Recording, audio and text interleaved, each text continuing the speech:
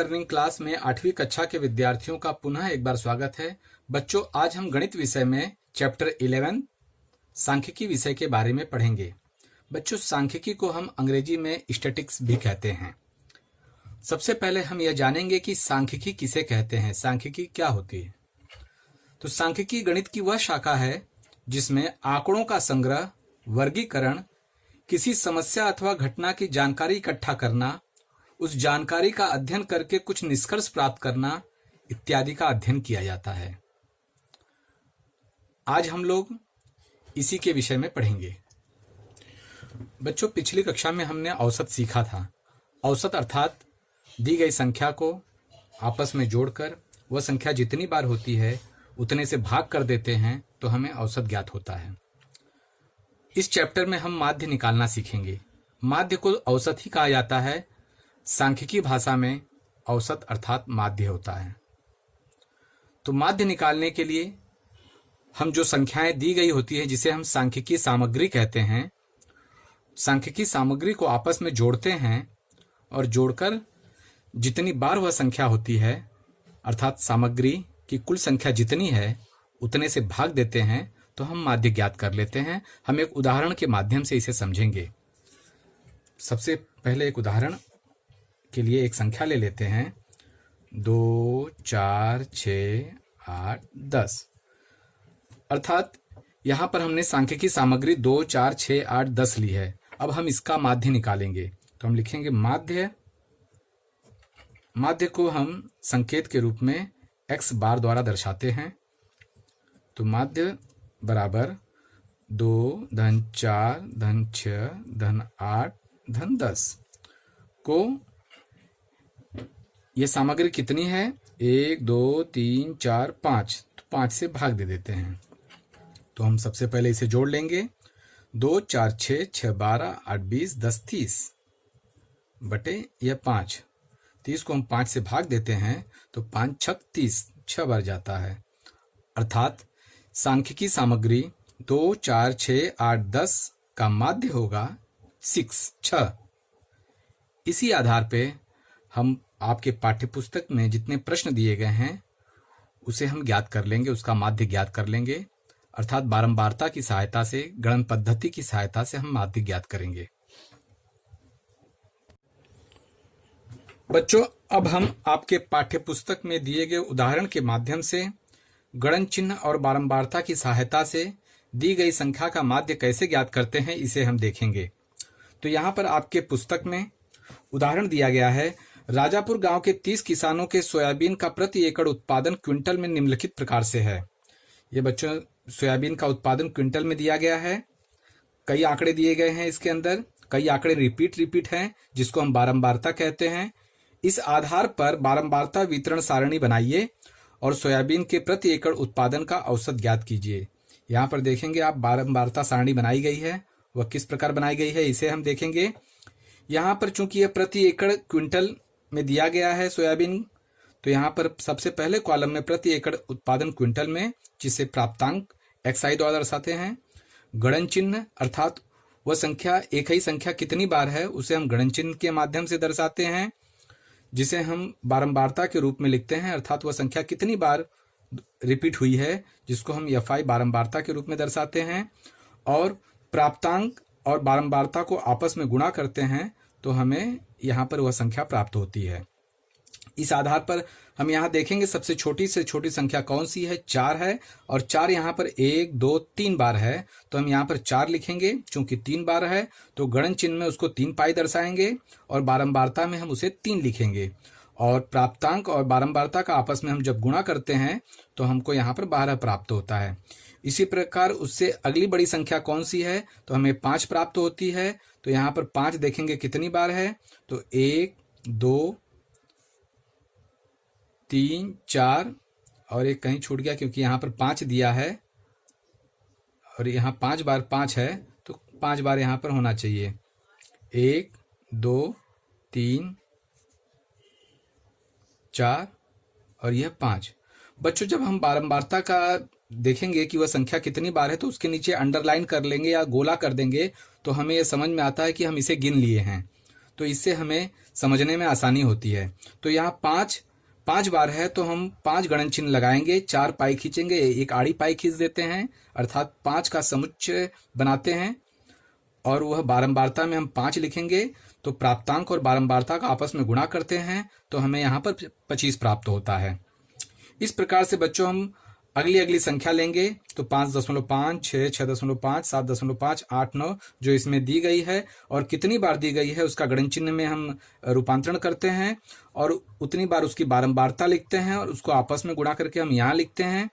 तो बच्चों हम यहाँ देखते हैं कि बारंबारता अर्थात वह संख्या कुल कितनी बार है उसको आपस में जोड़ देते हैं तो हमें बारंबारता प्राप्त होती है, जो कि यहाँ पर 30 दर्शाई गई है। इसको आपस में जोड़ते हैं तो यहाँ 30 है और जो गुणा करने पर प्राप्तांक और बारंबारता का यहाँ पर जो प्राप्त हुआ है इसको आपस में हम जोड़ते हैं तो कुल 195 प्राप्त होता है। तो यहाँ पर देखेंगे सिग्मा FI XI बराबर 195 दिया गया है। अर्थात बच्चों यहाँ पर जैसे कि मैंने बताया जो दी गई संख्याओं को जो आपस में जोड़ते हैं तो उसे सिग्मा FI इंटू XI के द्वारा दर्शाते हैं। तो अब हम माध्य x बार उसका संकेत है का सूत्र इस प्रकार होता है सिग्मा FI इंटू XI बटे हम जितनी बार संख्या है उससे भाग देते हैं तो उसे हम n द्वारा दर्शाते हैं। तो हम यहाँ सूत्र रूप में लिख लेंगे और अब यहाँ पर जो हमें प्राप्त हुआ सिग्मा FI इंटू XI 195 हम यहाँ पर लिखेंगे और वह बारंबारता कुल कितनी है 30 है तो यहाँ 30 से भाग देंगे तो हमें उत्तर 6.5 प्राप्त होता है भाग देने पर। तो इस प्रकार सोयाबीन के प्रति एकड़ उत्पादन का औसत माध्य रूप में 6.5 क्विंटल होगा।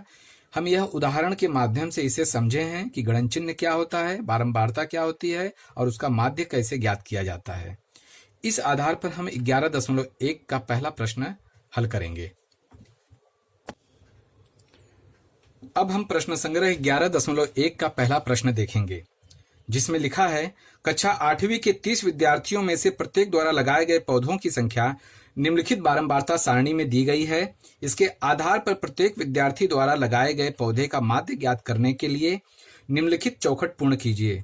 यहाँ बारंबारता सारणी दी गई है, इसमें बच्चों गणन चिन्ह नहीं दिया गया है, केवल बारंबारता दी गई है। कोई बात नहीं, उससे भी हमारा उत्तर आसानी से हल हो जाता है। और यहाँ पर चौखट दिए गए हैं और इस चौखट में सही उत्तर लिखना है। तो जैसे कि हमने उदाहरण में देखा था उसी प्रकार इसे हल करना है, जिसमें पौधों की संख्या 1, 2, 3, 4 अर्थात 4 प्रकार के पौधे हैं और पहले प्रकार का पौधा कुल 4 विद्यार्थी लगाते हैं, इसीलिए यहाँ बारंबारता 4 दी गई है। दूसरे प्रकार के पौधे को कुल 6 विद्यार्थी लगाते हैं, इसलिए यहाँ पर 6 बारंबारता दी गई है। और तीसरे प्रकार के पौधे को कुल 12 विद्यार्थी लगाते हैं, इसीलिए यहाँ पर 12 लिखा गया है। और चौथे प्रकार के पौधे को कुल 8 विद्यार्थी लगाते हैं, इसीलिए यहाँ पर 8 लिखा गया बारंबारता में। जैसे कि हमने उदाहरण में देखा था कि जो पौधों की संख्या है उसमें विद्यार्थियों की संख्या कुल जितने विद्यार्थी जो बारंबारता की संख्या है उसका आपस में गुणा कर देते हैं तो हमें यहाँ पर उसका गुणनफल प्राप्त होता है, जिसे हम FI इंटू XI द्वारा दर्शाते हैं। तो 1 चौके 4, 2 छक यहाँ 12 होगा, 3 में 12 का गुणा करेंगे तो यहाँ 36 होगा और 4 में 8 का गुणा करेंगे तो 8 चौक 32 होगा। तो सबसे पहले हम विद्यार्थियों की संख्या को आपस में जोड़ लेंगे। यहाँ प्रश्न में भी दिया गया है कुल 30 विद्यार्थी हैं, इसलिए जोड़ने पर 30 होना चाहिए। 4 6 10, 12 10 22, 8 30 हो गया। और यहाँ पर जो गुणनफल प्राप्त है उसे भी आपस में जोड़ लेंगे। तो यहाँ पर हम जोड़ेंगे तो देखते हैं 4 2 6 12, 2 14 को 4 हासिल गया 1 2, 3 2 5, 3 8। गुणनफल कुल 84 आता है, अर्थात n बराबर 30 और सिग्मा FI इंटू XI बराबर 84 होता है। तो जो जैसे कि हम माध्य का सूत्र जानते हैं उसका संकेत x बार है बराबर सिग्मा FI इंटू XI बटे n दिया गया है। तो हमें सिग्मा FI इंटू XI प्राप्त हुआ है 84, तो यहाँ हम 84 लिखेंगे। और विद्यार्थियों की कुल संख्या यहाँ पर 30 है तो यहाँ पर हम 30 लिखेंगे और 84 को हम 30 से भाग देंगे तो हमें जो प्राप्त होता है हम यहाँ लिखेंगे। तो हम एक रफ पेपर ले लेंगे और उसमें 84 को 30 से भाग देंगे तो आप देखेंगे इस प्रकार से भाग देने पर हमें आंकड़ा प्राप्त होता है।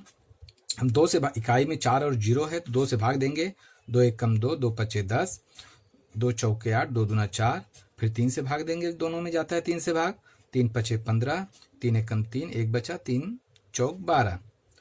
14 को हम 5 से भाग देते हैं तो हमें प्राप्त होता है 5 दूना 10, 4 बचा, दशमलव लगाया 40 हो गया, 5 अट्ठे 40।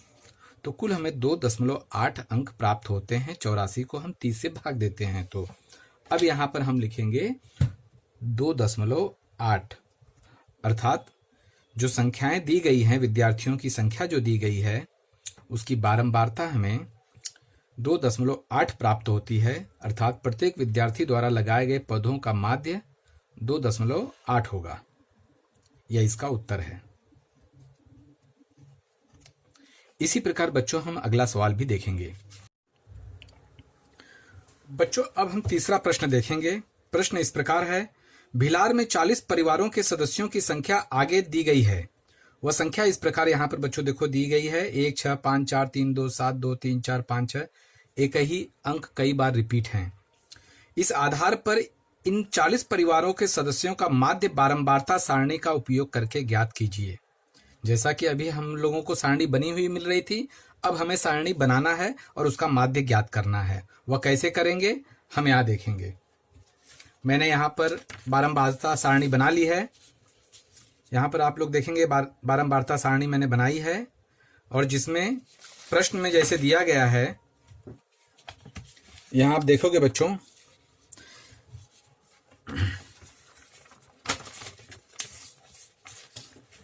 यहाँ पर आप देखिए प्रश्न में परिवार दिया गया है तो हमने परिवार यहाँ पर लिखा है जो इसका प्राप्तांक जिसको हम xi द्वारा दर्शाते हैं, और परिवारों के सदस्यों की संख्या यहाँ पर दी गई है।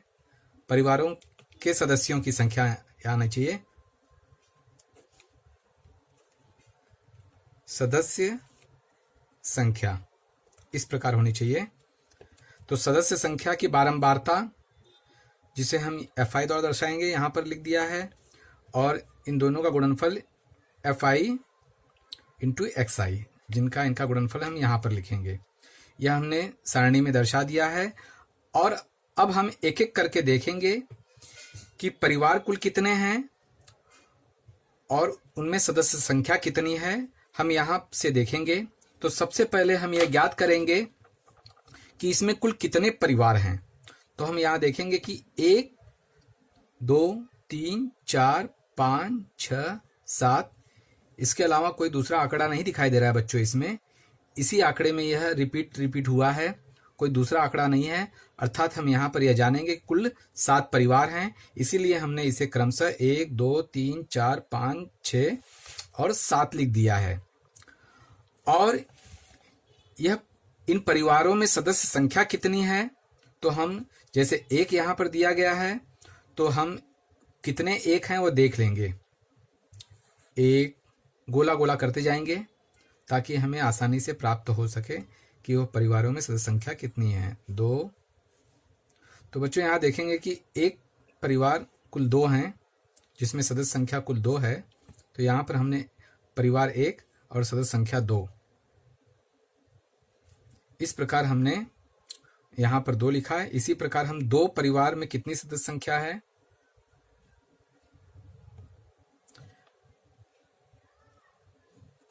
1 2 3 4 5 6 7 1 8, अर्थात दूसरे परिवार में कुल 8 की सदस्य संख्या है। तो यहाँ पर हमने 2 परिवार ऐसे हैं जिसमें 8 सदस्य संख्या है। अब तीसरा परिवार में कुल कितने सदस्य संख्या है वो देखेंगे। 1 2 3 4 5 6 7, तो हम देखेंगे तीसरे परिवार में कुल 7 की सदस्य संख्या है। तो 3 परिवार ऐसे हैं जिसमें सदस्य संख्या 7 है। उसी प्रकार हम परिवार चौथा, 5वां, 6ठा, 7वां, इनमें कुल सदस्य संख्या कितनी है, हम यहाँ पर ऐसे राउंड राउंड करके ज्ञात कर लेंगे। तो मैंने यहाँ पर ज्ञात कर लिया है। तो चौथे परिवार में कुल सदस्यों की संख्या 8-8 है और पांचवें प्रकार के परिवार में कुल सदस्यों की संख्या 7-7 है, अर्थात 7 बार है। और छठवें परिवार में 6-6 के सदस्य संख्या है और सातवें परिवार में 2-2 की सदस्य संख्या है। तो हमने उस बारंबारता को यहाँ पर लिख लिया है और इनका आपस में हमने गुणा करके यहाँ गुणनफल प्राप्त कर लिया है, यहाँ पर दिया गया है। तो आपको यहाँ दिखाई दे रहा होगा, मैं इसे पेन से लिख लेता हूँ। एक परिवार में 2-2 की सदस्य संख्या है जिसका गुणनफल 2 होता है। दूसरे परिवार में कुल 8-8 की सदस्य संख्या है तो इसका गुणनफल 16 हुआ। तीसरे परिवार में 7 की संख्या है तो 21 हो गया। चौथे परिवार में 8 की सदस्य संख्या है तो गुणा कर दिया 32 हो गया। पांचवें परिवार में 7 की सदस्य संख्या है तो 5-7 35 हो गया। छठे परिवार में 6 सदस्य संख्या है तो 6-6 36 हो गया। और सातवें परिवार में 2 की सदस्य संख्या है तो 7 दूना 14 हो गया। और इस गुणनफल को हम जोड़ लेंगे तो हमें कुल जोड़ने पर 156 संख्या प्राप्त होती है। और बारंबारता चूंकि प्रश्न में ही 40 दिया गया है और हम कंफर्म कर लेंगे कि हमारी जो सदस्य संख्या हमने जोड़ा है वो बराबर है कि नहीं। 40 आनी चाहिए। यदि 40 से कम या ज़्यादा होता है तो समझ लीजिए कि हमने बराबर नहीं देखा है यहाँ पर। तो हम जोड़ के देखेंगे। 2 8 10 10 7 17 8 25 25 7 32 32 6 38 और 2 40। तो यहाँ पर देखिए बच्चों, भिलार में 40 परिवार दिए गए हैं और हमारी परिवारों की सदस्य संख्या 40 यहाँ पर हमें प्राप्त हुई। अर्थात अब हम यहाँ पर सूत्र लिखेंगे माध्य का sigma fi into xi upon n, अर्थात सदस्य संख्या n। तो हमें परिवार और सदस्य संख्या का गुणनफल यहाँ पर 156 प्राप्त हुआ है। तो यहाँ पर इसकी जगह पर हम 156 लिखेंगे और सदस्यों की संख्या कुल 40 है तो 40 लिखेंगे और हम इसे भाग दे देंगे। तो हम भाग इस प्रकार देंगे कि हम देखते हैं कि दोनों में 5 से डिवाइड होता है कि नहीं। इकाई में 6 है, इकाई में 2 है, तो हम इसे 2 से भाग दे के देखेंगे।